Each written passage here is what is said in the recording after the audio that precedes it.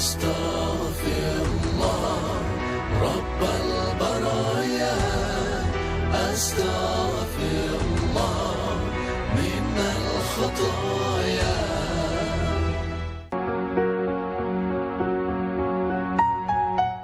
Assalamualaikum warahmatullahi wabarakatuh. Segala puji bagi Allah yang kembali mempertemukan kita dalam Indonesia Mengenangmu. Indonesia mengenang warisan yang ditinggalkan oleh almarhum guru kita Kiai Haji Zainuddin MZ dan Ustadz Jeffrey Al-Bukhari berupa nasihat-nasihat ketakwaan dari sumber Al-Quran dan hadis yang tentu kita butuhkan sebagai pedoman dalam lembaran kehidupan yang kita lalui. Puasa melembutkan hati. Itulah tema kita kali ini. Dengan berpuasa, sesungguhnya manusia diisyaratkan agar menata satu potensi yang tertanam dalam jiwa manusia, yaitu potensi keburukan dan kebaikan. Apakah dalam kehidupan ini, hati kita lebih banyak membisikkan keburukan atau kebaikan? Disinilah dibutuhkan satu momentum dalam waktu tertentu yang mampu membuat manusia merasa peka terhadap bisikan-bisikan ini. Lembutnya hati dan dicapai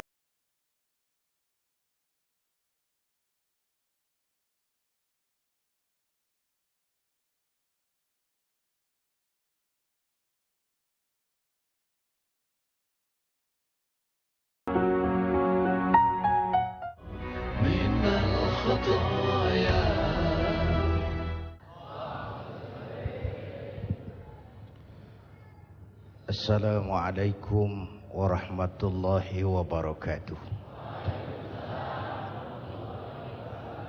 Hadirin dan pemirsa TV One yang saya hormati, guru kita Habib Munzir Al-Musyawwa dengan bijak sekali menjelaskan kepada kita bahwa gunung makhluk, air makhluk, bumi makhluk, angin makhluk. Makhluk tidak mungkin bergerak sendiri. Ia tunduk kepada penciptanya. Jadi logikanya, mulai hari ini baik-baik dong sama yang bikin angin, supaya niupnya nggak kekencengan.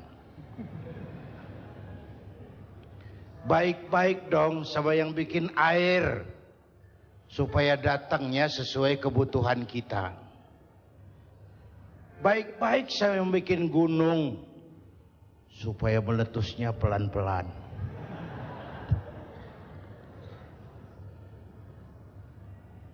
Lalu Ananda Fikri cerita tentang fenomena bencana sampai kepada kufur nikmat. Tuh, kalau geraknya, suaranya mirip saya jangan heran, karena memang kami bertetangga.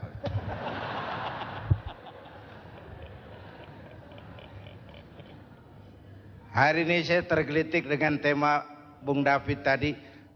Apa yang bisa kita korbankan untuk saudara-saudara kita yang setengah menjadi korban? Mundur dikit tentang korban. Sisi lain, Nabi Allah Ibrahim, nabi kaya. Beberapa nabi memang kaya tuh. Nabi Sulaiman, nabi kaya. Nabi kaya. Pernah beliau nyembelih hewan, onta 300 ekor, kambing 1000. Dagingnya habis dibagiin fakir miskin. Onta 300, kambing 1000. Belum pernah kita dengar konglomerat kita korban sapi 300, belum. Atau juga kurus.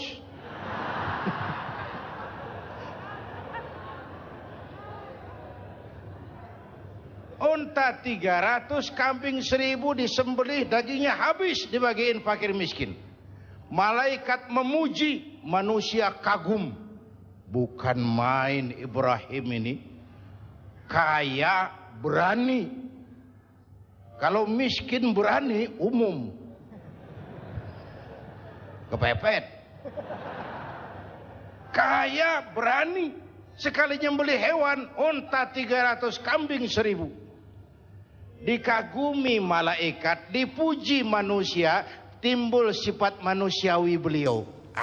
Kalau onta 300, kambing 1000 mah kecil. Jangan onta, jangan kambing. Andai kata saya punya anak sekalipun, diperintahkan untuk disembelih, akan saya sembelih untuk mendekatkan diri kepada Allah. Tuh keluar tuh ucapan. Kenapa? Waktu itu beliau belum punya anak, jadi ngomongnya enak. Tuh biasa bahasa kampanye.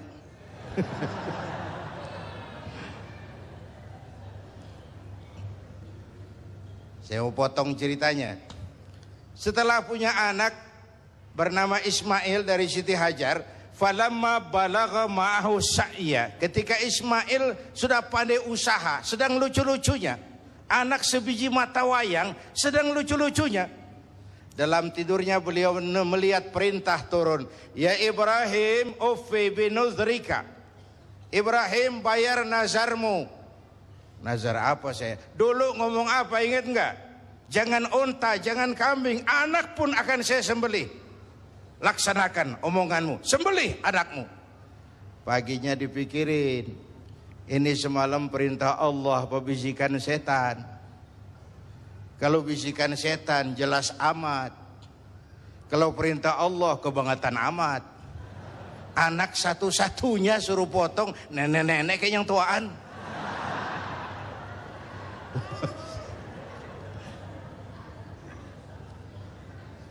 Maaf nek, bercanda.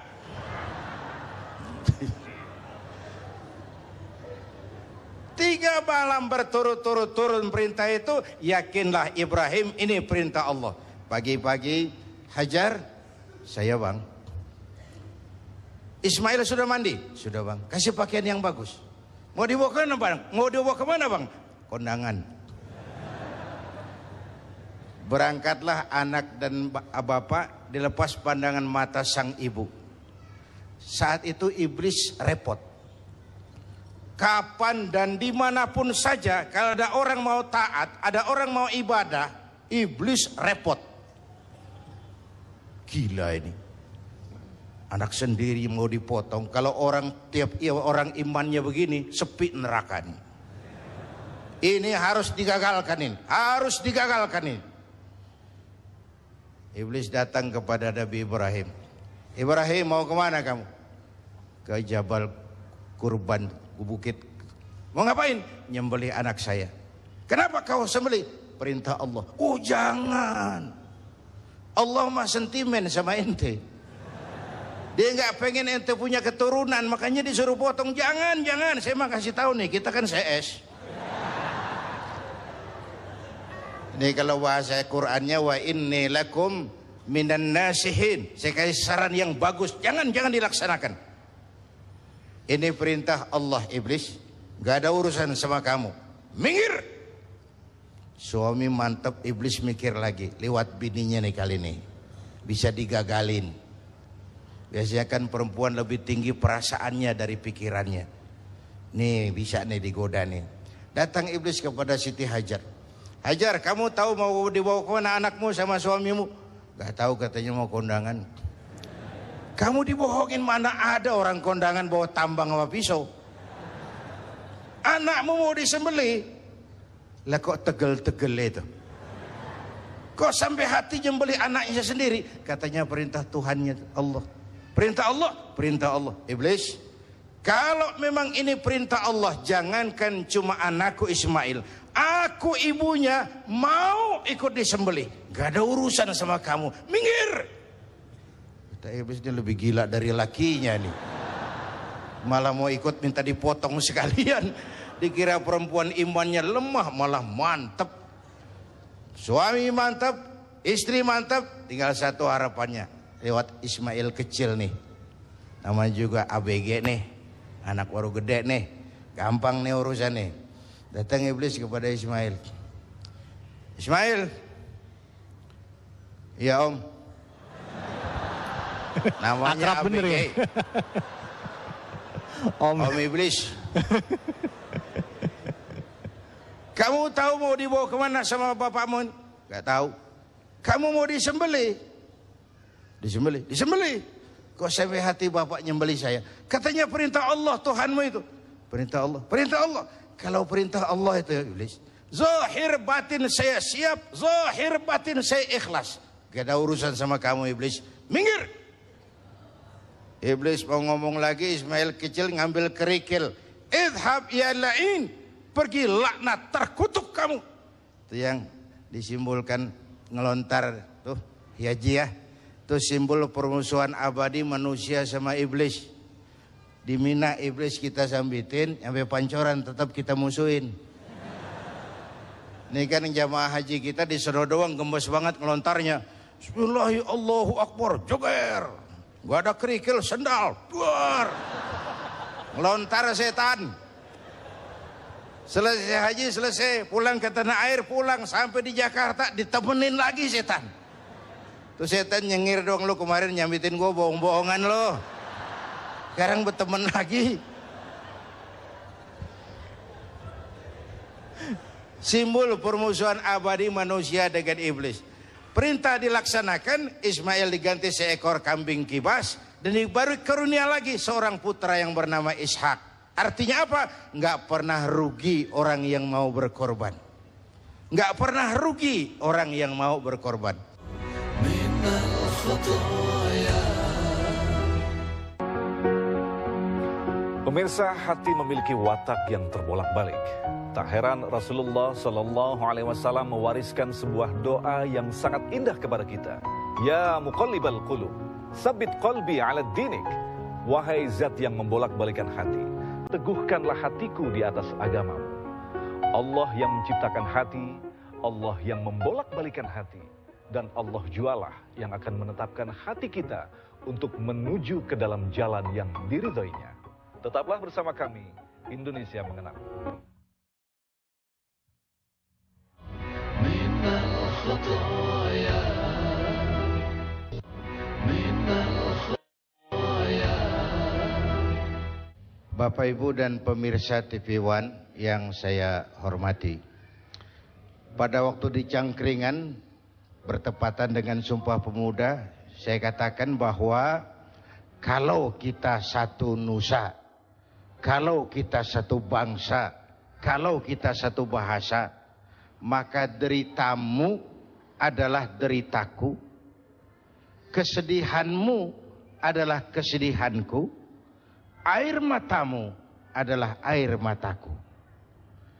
Lalu apa yang bisa kita korbankan untuk saudara-saudara kita yang tengah menjadi korban?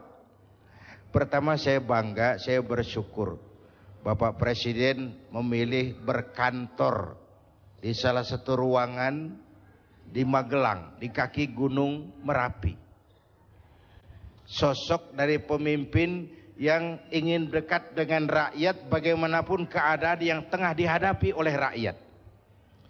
Ini mengingatkan ke saya waktu terjadi peristiwa hijrah.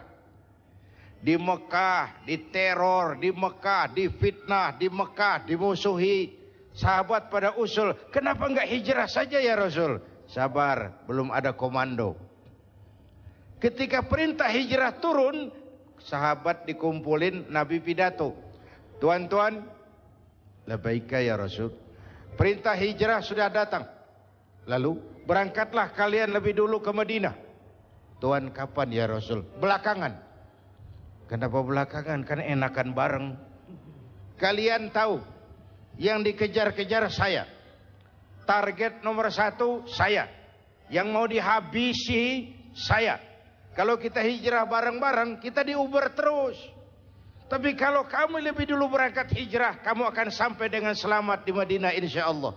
Karena saya yang mereka kejar, saya yang mereka ancam, saya yang mereka mau bunuh, tetap bertahan di Mekah. Mekah bahaya. Berangkatlah kamu selamatkan dirimu, biar saya di Mekah menghadang bahaya.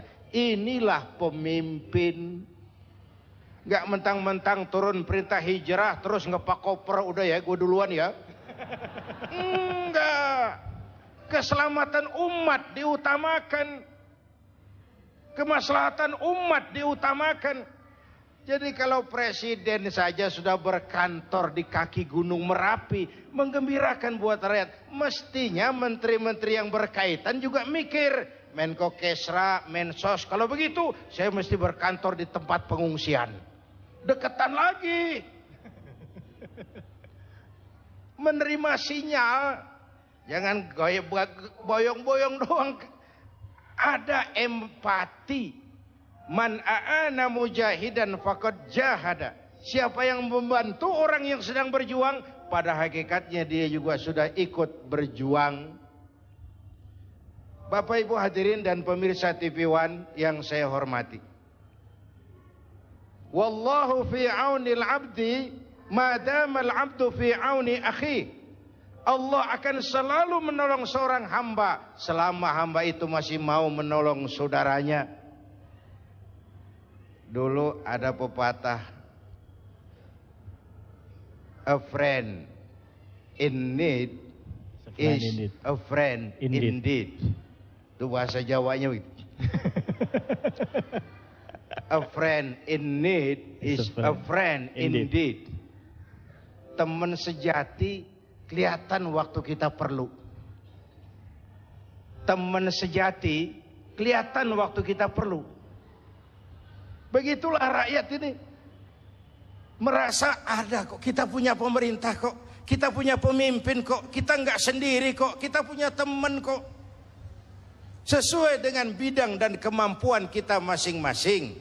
Dulu Nabi Sulaiman menggalang dana untuk mobilisasi mau jihad. Bukan cuman manusia, binatang semua pada nyumbang. Mula-mula datang gajah.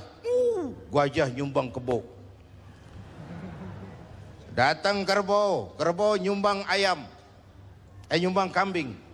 Datang kambing, kambing nyumbang ayam. Datang ayam, ayam nyumbang burung. Datang burung, burung nyumbang belalang. Datang belalang, belalang nyumbang semut. Gajah yang nyumbang kerbau ngeledek. Belalang, kecil amat sumbangan lo semut. Liatin gue nyumbang kebo, kata gajah. Nabi Sulaiman senyum. Beliau bilang, al-hadiyatu biqadril muhdi. Jangan sombong ya. Sama gajah ngomongnya waktu itu. Jangan sombong ya. Biar kamu nyumbangnya kebo, itu belalang nyumbang burung. Pemberian mah sesuai kemampuan orang yang memberi. Kalau gajah nyumbang kerbau, pantas gajah gede sumbangannya gede. Belalang nyumbang semut, wajar belalang kecil sumbangannya kecil. Ini yang sering terjadi, datang gajah nyumbang semut. Tahu masjid lagi direnovasi, mobilnya banyak, rumahnya gede, datang panitia masjid 1000. Sesuai dengan bidang dan kemampuan kita masing-masing, ada rasa kepedulian. Kita kan bangsa yang, Indonesia kita ini bangsa yang murah senyum. Kita bangsa yang santun. Kita bangsa yang punya semangat gotong royong. Kok belakangan kita seperti tercabut dari akar budaya kita sebagai bangsa. Tiba-tiba kita siap jadi serigala buat saudara kita yang lain. Tiba-tiba sikap gotong royong berubah menjadi individualis, menjadi hedonis, menjadi egois. Kemana itu kita yang santun? Kemana itu kita yang murah senyum? Kemana kita yang sifatnya gotong royong itu? Tercerabut dari akar budaya kita sebagai bangsa. Ini menyedihkan dan ini memalukan. Saatnya, kan kata guru saya dulu, bencana itu 3 macam. Kalau dia menimpa orang baik-baik, itu ujian. Kalau dia menimpa orang setengah baik, itu teguran. Kalau dia menimpa orang jahat, itu persekot. Musibah menimpa orang baik-baik, ujian. Kenapa diuji? Mau naik kelas. Innallaha idza ahabba 'abdan ibtalahu. Kalau Allah mencintai seorang hamba, diujinya itu hamba. Itu ujian. Kalau orang setengah baik, paro-paro, yang bangsa bikin malaikat bingung. Sedekah mau, nyolongnya lebih gede.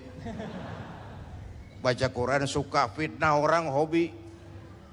Itu yang begitu kena teguran. Kita ini kadang-kadang pede, terlalu lewat pedenya. Sujud nggak pernah, sama ulama jauh, sama habaib jauh, ke taklim nggak pernah datang, tiap hari bergelimang dosa. Begitu kena musibah, nyohor.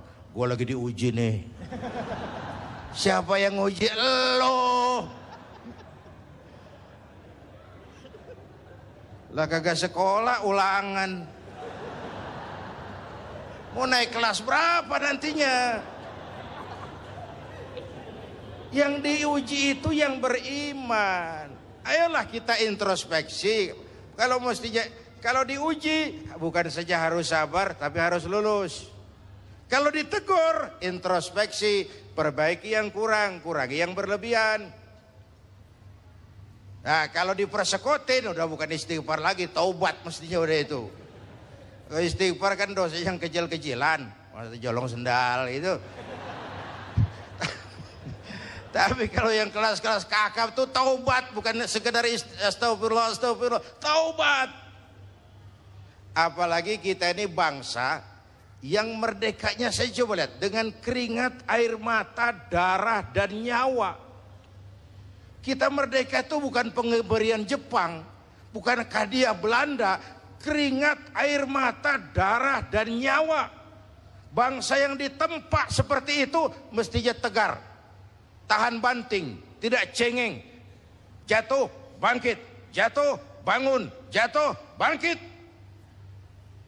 Nggak dapat kesulitan lalu kayak ayam sampar. Ada saat bangkit, orang malah, kalau orang Betawi kata nih, orang mah bang kalau udah biasa susah, ketemu susah, nggak kaget udah. Ya, emang udah lalap. Saya santri nih, biasa makan kangkung, datang ke rumah temen dikasih kangkung, makanan gue nih. Dikasih daging ayam lah nambah, emang apa? Orang tuh kalau biasa susah, ketemu susah, mestinya nggak kaget. Saya santri, biasa tidur di masjid, disuruh nginep di hotel, lah pulas. Tapi yang biasa tidur di hotel, suruh nginep di masjid, encok. Kita ini bangsa yang ditempa oleh jatuh bangun. Istilah Bung Karno mengalami up and down, up and down. Timbul, tenggelam, jatuh, bangun, rebah, tengkurap, jatuh, bangun, timbul, tenggelam. Bangsa yang ditempa seperti itu mestinya jadi bangsa yang tahan bantingan. Apalagi guru kita Habib Munzir tadi bilang 1001 hikmah selalu ada di balik musibah. Jangan pernah suudzon, buruk sangka kepada Allah. Harus dengan husnuzon, baik sangka kepada Allah, bahwa maslahatnya adalah untuk kepentingan juga, asal kita pandai-pandai melakukan introspeksi. Minal khataya, minal khataya.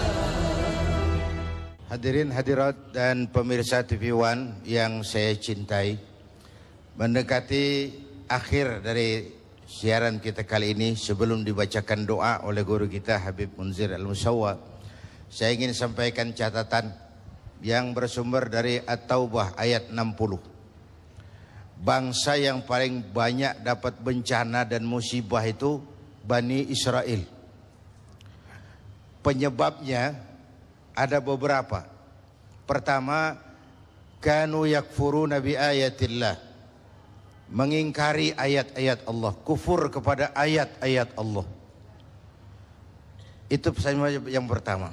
Yang kedua, wa yaqtulunan nabiyyina bighairi haq, mereka membunuh para nabi tanpa alasan yang benar. Bayangin, nabi dibunuh. Ini udah mbahnya preman ini. Secara fisik, di zaman kita sekarang banyak orang yang bunuh nabi. Bukan fisiknya, ajarannya yang dibunuh, sunnahnya yang ditinggalkan, kecintaan kepadanya yang dimatiin, ahli warisnya dihabisin. Itu juga membunuh para nabi. Hadirin yang saya hormati, maka kita bersyukur dengan adanya majelis Rasulullah ini menjadi benteng kita menjaga apa yang ditinggalkan baginda Rasulullah. Yang keempat, zalika bima asaw, perbuatan maksiat yang melampaui batas. Terjadi penjungkiran nilai, yang benar dicaci maki, yang salah dijadikan idola. Yang hak jadi ma'ruf, yang munkar menjadi ma'ruf. Terbalik pandangan orang. Yang keempat, wa kanu ya'tadun, dan perbuatan yang sangat melampaui batas. Kalau maksiat terlalu banyak, Allah murka. Kalau Allah murka, bencana turun. Kalau turun bencana, enggak cuma orang zalim yang kena. Coba lihat Aceh, Serambi, Mekah, banyak saudara-saudara kita yang rajin sujud di sana, dihantam tsunami. Padang, negeri di mana adat basandi, sara basandi kitabullah, ribuan masjid terbangun, dihantam gempa, luluh lantak. Bencana kalau datang nggak pernah milih. Iya, kalau kita makan nangka kena getahnya, itu si resiko. Nggak makan nangka kena getahnya, itu sial dangkalan namanya. Tahu sial dangkalan? Jatuh ke sumur ketiban ember, nah itu sial dangkalan namanya. Jatuhnya udah sakit, tambah ketiban ember lagi. Bencana kalau datang nggak pernah milih. Enak kalau gempanya ngasih tahu, Kiai mohon minggir ya, mau gempa ini. Sopan bener itu gempa. Bencana kalau datang, wattaqu fitnatan la tusibanna allazina zalamu minkum khassah. Takutlah bencana yang kalau turun tidak hanya menimpa orang yang zalim di antara kamu, yang baik-baik akan terkena juga bagiannya. Oleh karena itu, semoga banyaknya bencana di negeri kita ini memberikan semangat introspeksi buat kita semua. Ayo kita perbaiki yang kurang, ayo kita kurangi yang memang berlebihan. Yang tadinya jauh, ayo kita mendekat kepada Allah, supaya dengan demikian makhluk-makhluk yang diciptakan Allah semuanya tunduk kepada perintah Allah. Minal khataya, minal khataya. Bagaimana caranya agar nilai keimanan kita tidak ngedrop itu? Tadi saya bilang pertama, iman itu harus diasah. Dengan apa? Dengan ilmu, keyakinan. Yang kedua, ini iblis waktu terusir dari surga kan deklarasi iblis, lantaran Adam saya terusir, maka sejak hari ini Adam dan keturunannya musuh bebuyutan. Saya akan gelincirkan mereka, saya akan goda mereka dari depan, dari belakang, dari kiri dan dari kanan. Begitu dalam Quran. Iblis tidak menyebut dari atas dan dari bawah, kiri, kanan, depan, belakang. Itu sumber godaan iblis. Enggak nyebut atas, bawah. Kenapa atas enggak disebut? Atas itu tempat orang munajat. Orang yang banyak bermohon kepada Allah, itu bebas iblis. Banyak meminta. Bukan minta banyak, banyak minta. Itu lain tuh. Banyak minta, meminta banyak. Beda ya kayaknya. Kita disuruh banyak minta, bukan minta banyak. Bawah itu simbol orang sujud. Orang sujud itu juga daerah bebas iblis. Maka atas bawah iblis gak nyebut. Kiri kanan depan belakang, oke, saya hantam mereka, saya goda mereka. Kiri kanan bisa bermakna panggilan dunia, hedonisme, materialisme, pangkat, jabatan. Dengan itu semua kita bisa, iman bisa menurun. Tapi kalau rajin munajat, rajin sujud, tidak akan terjadi penurunan iman. Naik pangkat tetap hamba Allah. Jadi orang kaya tetap hamba Allah. Jadi pengusaha sukses tetap hamba Allah. Itu kiatnya supaya iman tidak turun. Tetap menyadari nilai kehambaannya. Hanya dua posisi yang iblis tidak sanggup menjangkau. Atas, bawah. Atas adalah munajat, bawah adalah sujud. Itu saya kira Pak Jinjang. Rasulullah memang pernah mengajarkan kita irhamu salasatan minan nas. Kasihanilah 3 orang. Pertama, azizan zalla, orang terhormat yang jatuh hina. Itu kalau nggak kuat mental, ambruk. Iya. Pejabat tinggi tiba-tiba pensiun, stroke. Biasa pintu mobil dibukain orang, kacamata dibawain orang, mana-mana digondol, dikawal-kawal. Begitu pensiun kagak ada yang ngopenin. Stroke. Azizan zalla, orang mulia yang jatuh ke bawah. Yang kedua, wa ghaniyan qad iftaqara, orang kaya yang jatuh miskin. Tuh kalau enggak kuat mental itu juga depresi, itu gampang stroke juga. Biasa serba ada, kaya jatuh miskin. Kalau miskin jadi kaya paling kaget. Tapi kaya jadi jatuh miskin, ini ribet kalau nggak kuat mentalnya itu. Yang ketiga, wa faqihan yal'abu bihil juhal, orang ahli fikih tapi dipermainkan oleh orang bodoh yang punya kekuasaan. Zamannya nih, orang ngerti agama, ahli fikih tapi dipermainkan oleh orang bodoh yang sedang punya kekuasaan, mengeluarkan fatwa-fatwa pesanan untuk menyenangkan kekuasaan. Itu kasihan orang seperti itu. Bagaimana Kiai? Haram. Yang benar Kiai, haram dikit dah. Pakai dikit dah lagi. Orang bodoh yang dipermainkan, orang alim yang dipermainkan orang bodoh yang punya kekuasaan. Tapi masalah bangkit dari keterpurukan itu perlu. Kenapa? Pedomannya cuma satu. Kita percaya bahwa apapun yang terjadi pada diri kita sekarang ini, itulah yang baik menurut Allah. Yang baik itu kita terima, tapi terus berusaha mencari yang lebih baik dengan keyakinan bahwa yang terbaik belum datang. Kita percaya apapun yang terjadi pada diri kita itu yang baik. Kita terima itu karena kita tahu ada yang lebih baik.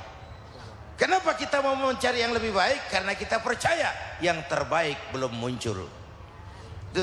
Terus berarah ke arah kepada yang sesuatu yang jadi lebih terus baik. Optimis gitu ya? Harus optimis, karena orang yang pesimis, orang yang sudah ngubur kakinya sebelah sebelum melangkah. Orang yang pesimis, orang yang sudah ngubur sebelah kakinya sebelum melangkah.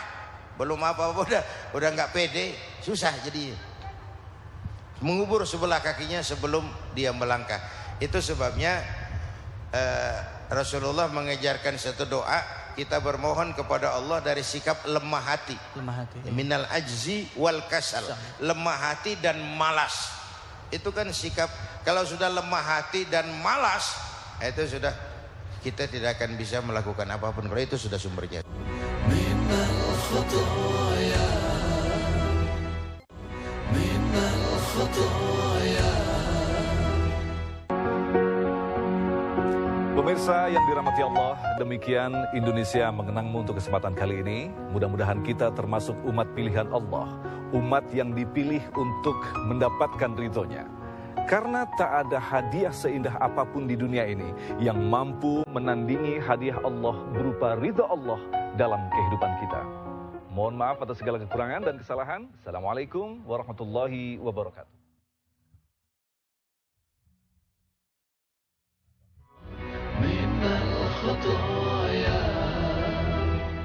Bapak Ibu dan pemirsa TV One, ini merupakan catatan penutup dari jumpa kita pada kesempatan bicara tentang pasang surutnya keimanan.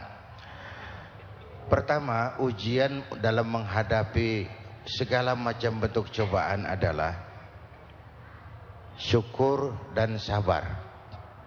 Syukur atas segala ujian yang baik dan sabar atas ujian yang kurang menyenangkan. Pada tingkatan yang lebih tinggi lagi, dua-duanya bersyukur. Itu pada tingkatan yang level lebih tinggi lagi. Sama juga dengan kalau kita beribadah, berharap surga dan takut neraka, itu baik. Tapi akan lebih baik lagi kalau kita beribadah karena mengharap ridho. Mengharap ridho. Soal surga dan neraka soal kemudian, tapi mengharap ridho. Ada sisi peningkatan nilai keimanan kita. Oleh karena itu, pada kesempatan ini mari kita merenung tentang harta kita yang paling berharga, yang namanya iman. Tentang milik kita yang nilainya tidak ternilai, yaitu yang sesuatu yang bernama iman. Jaga baik-baik, wariskan kepada anak-anak kita, karena mereka juga adalah masa depan kita. Sehingga dengan iman yang kita harapkan bertambah, meningkat dan meningkat, amaliyah kita juga ikut meningkat. Jadi nggak logis kalau kita bilang, gua sih biar nggak pernah sedekah juga tapi iman gua mantep. Kayaknya nggak logis tuh, kayaknya nggak logis. Karena itu indikasi iman meningkat, amaliyah kita juga ikut meningkat. Mudah-mudahan di bulan Ramadan dan sesudahnya ini grafik keimanan kita bertambah, bertambah dan bertambah, dan tidak semakin berkurang. Iya. Ini terima kasih dan Oke. mohon maaf. Kalau mengacu kepada konsep keagamaan, memang awal wajibin alal insan, yang pertama wajib diketahui manusia adalah mengenal Tuhannya. Itu yang pertama. Jadi bagaimana menanamkan keimanan kepada anak-anak kita secara dini. Sebelum dia kenal matematika, sebelum dia kenal IPA, sebelum dia kenal bahasa Inggris, yang pertama dia kenal Allah adalah Tuhannya. Itu saja dulu. Iya. Allah adalah Tuhannya. Dari situ lalu berkembang menjadi pola dasar keimanan. Karena dalam Islam perintah Iqra tidak pisah dengan Bismi Rabbika. Iya. Bacalah tapi dengan nama Tuhanmu. Ilmu pengetahuan harus dilandasi atas dasar keimanan. Itu bahasa yang sering saya sampaikan, ibu mendingan mana? Punya anak pinter tapi kagak bener, sama punya anak bener tapi kagak pinter? Ayo, mendingan mana ya? Bu, yang mana Bu? Yang paling mendingan mah punya anak biar pinter asal bener. Ya, biar pinter asal Benar. nah, supaya pinter anak sekolahin. Anak sekolahin. Gelang doang digedein lu. Supaya pinter anak sekolahin. Bapakmu coba tamat SD nak, kau sarjana. Bapakmu coba jadi RT, kau jadi camat. Anak-anak kita harus lebih baik dari kita. Supaya benar iman tanamkan di hatinya mulai sejak dini. Ya. Salah satu upaya menjaga stabilitas iman itu tadi saya katakan dengan jalan tafakkur. Tafakkur itu merenungi kekuasaan Allah. Orangnya bisa di masjid i'tikaf. Orangnya bisa ada di pinggir laut, di Ancol. Dia lihat laut terhampar luas biru. Jangan ngomong di pinggir laut. Image-nya orang umpamanya. Oh iya. Atau enggak ke laut lah, di kaki gunung. Iya. Dia lihat gunung tinggi menjulang ke angkasa. Bukan main lautan, bukan main gunung. Kalau gunung aja udah begini hebat, apalagi yang bikin gunung. Ini tafakkur. Apalagi yang bikin gunung. Dia enggak puji gunung, dia puji yang bikin gunung. Bukan main otak manusia, bikin komputer begini-begini hebat. Kalau yang otaknya aja begitu hebat, apalagi yang bikin otak. Allahu Akbar. Dia enggak puji otak, dia puji yang bikin otak. Ini tafakkur namanya. Bisa juga di masjid i'tikaf, merenung, enggak baca apa-apa, mulutnya diam aja, cuma hatinya Allah, Allah, Allah, Allah. Itu tafakkur juga dalam upaya menjaga stabilitas keimanan. Jadi tafakkur hal yang dimana saja bisa kita lakukan, bahkan piknik pun bisa ada pahalanya. Piknik ada pahalanya. Piknik ya? Iya. Dengan melihat keindahan alam itu. Melihat keindahan alam, tidak memuji alamnya, tapi memuji yang bikin alam. Bapak Ibu dan hadirin, mari kita berdoa. Kita awali dengan Fatihah. Semoga ibadah Ramadan yang sudah kita kerjakan diterima Allah. Yang masih akan kita kerjakan diberikan kekuatan zahir dan batin untuk dapat kita laksanakan dengan sebaik-baiknya. Ala hadziniyah al-Fatihah. Bismillahirrahmanirrahim. Alhamdulillah rabbil alamin. Allahumma salli wa sallim wa barik ala sayyidina Muhammadin wa ala alihi wa sahbihi ajma'in. Allahumma rabbana taqabbal minna salatana, siyamana, qiyamana, takhashu'ana wa ta'ambudana wa tammim taksirana ya arhamar rahimin. Allahumma ij'alna minas su'ada'il makbulin wa la taj'alna minal ashqiya'il mardudin. Allahumma anta تعلم ذنوبنا فاغفرها وتعلم عيوبنا فاسترها وتعلم حاجاتنا فاقضها كفى بك وليا وكفى بك نصيرا ربنا آتنا في الدنيا حسنة وفي الآخرة حسنة وقنا عذاب النار. Sama-sama kita istighfar. Astaghfirullah Rabbal baraya, astaghfirullah minal khataya, astaghfirullah Rabbal baraya, astaghfirullah minal khataya, astaghfirullah Rabbal baraya, astaghfirullah minal khataya. Sallallahu alaihi sayyidina Muhammad wa ala alihi wa sahbihi ajma'in. Ala rabbika rabbil izzati amma yasifun. Salamun alal mursalin walhamdulillah rabbil alamin. أستغفر الله من الخطايا